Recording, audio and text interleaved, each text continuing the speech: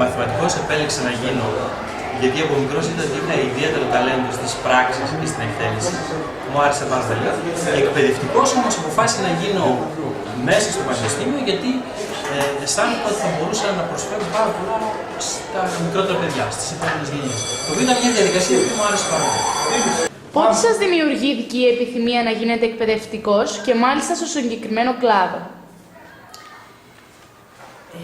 Ήμουνα περίπου στην ηλικία σας, ή μάλλον πολύ πιο μικρή, στο γυμνάσιο.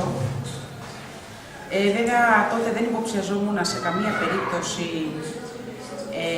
τι σημαίνει να είναι κανείς εκπαιδευτικός. Ούτε ακόμα και όταν πέρασα στο πανεπιστήμιο και το τελείωσα. Αλλά τολμώ να πω ότι δεν έχω μετανιώσει. Και χαίρομαι πάρα πολύ που βρίσκομαι σε αυτόν τον χώρο. Ποια είναι η άποψή σας σχετικά με τις αλλαγές που θα εφαρμοστούν στο εκπαιδευτικό σύστημα? Για να είμαι ειλικρινής, δεν έχω υπόψη μου ακριβώς ποιες είναι οι αλλαγές που προωθεί αυτή την περίοδο του Υπουργείου Παιδείας. Μπορώ όμως να απαντήσω με βάση την πείρα μου περισσότερο σαν μαθήτρια και λιγότερο σαν εκπαιδευτικός.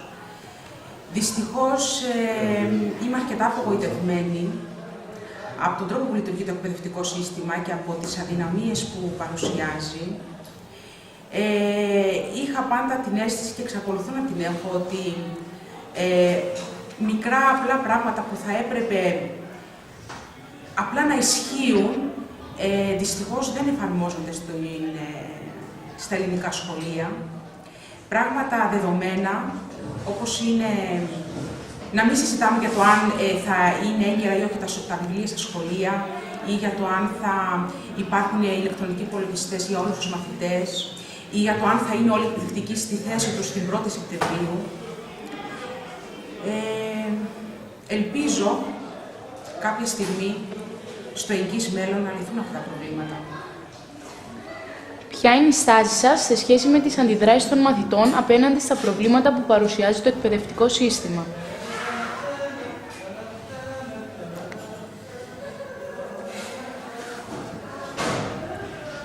Δεν θα μπορούσα παρά να είμαι δίπλα στους μαθητές, αν και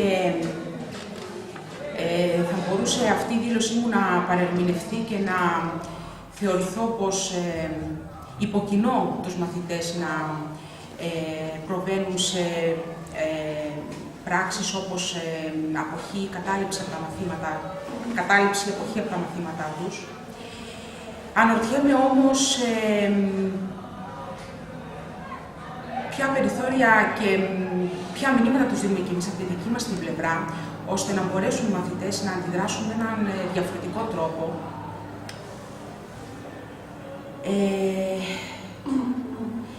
Και σε κάθε περίπτωση, ακόμα και αν διαφωνούσα στην αρχή της χρονιάς με τις αντιδράσεις τους, δεν θα μπορούσα παρά να είμαι δίπλα τους, γιατί πιστεύω πως δεν χρειάζεται να είσαι απέναντι σε κάποιον όταν διαφωνείς μαζί του, αλλά πολλές φορές είναι προτιμότερο να είσαι δίπλα του, να στέκεσαι δίπλα του και να του δηλώσεις την αντίθεσή σου, γιατί έτσι ίσως μπορέσει να σε καταλάβει καλύτερα. Ευχαριστούμε πολύ για τον χρόνο σας. Κύριε Σβουδάτο, πώς σας δημιουργήθηκε η επιθυμία να γίνετε εκπαιδευτικός και μάλιστα στο συγκεκριμένο κλάδο? Βασικά, όταν ήμουν μαθητής, μου άρεσαν περισσότερο τα μαθηματικά. Στη συνέχεια όμως άρχισε να με γοητεύει η φυσική, η οποία είναι μια επιστήμη που εξηγεί αρκετά πράγματα σχετικά με τη λειτουργία της φύσης. Η απόφαση μου να γίνω καθηγητής δεν ήταν από την αρχή. Στη συνέχεια ασχολήθηκα με το αντικείμενο και διαπίστωσα ότι είναι πολύ ενδιαφέρον. Ποια είναι η άποψή σας σχετικά με τις αλλαγές που θα εφαρμοστούν στο εκπαιδευτικό σύστημα? Πιστεύω ότι αν δεν υπάρξει ένας αντικειμενικός τρόπος αξιολόγησης και ελέγχου των αποτελεσμάτων της διαδικασίας, της εκπαιδευτικής διαδικασίας, οποιοδήποτε εκπαιδευτικό σύστημα θα έχει μειονεκτήματα. Το βασικό είναι να μπορέσουμε να αξιολογήσουμε τη δουλειά του Υπουργείου πρώτα, των εκπαιδευτικών σε δεύτερη φάση και σε τρίτη φάση των μαθητών. Ποια είναι η στάση σας σε σχέση με τις αντιδράσεις των μαθητών απέναντι στα προβλήματα που παρουσιάζει το εκπαιδευτικό σύστημα? Σίγουρα πρέπει να δείχνουμε μεγαλύτερη κατανόηση. Πολλές φορές ξεχνάμε ότι είναι νέοι και έχουν αγωνίες, αλλά περιμένουμε όμως και από τους μαθητές να πριν προβούν σε οποιαδήποτε αντίδραση να σκεφτούν αρκετά και κάθε θέμα να το αντιμετωπίσουν από πολλές πλευρές, να το εξετάζουν από διάφορες οπτικές γωνίες. Ευχαριστούμε πάρα πολύ.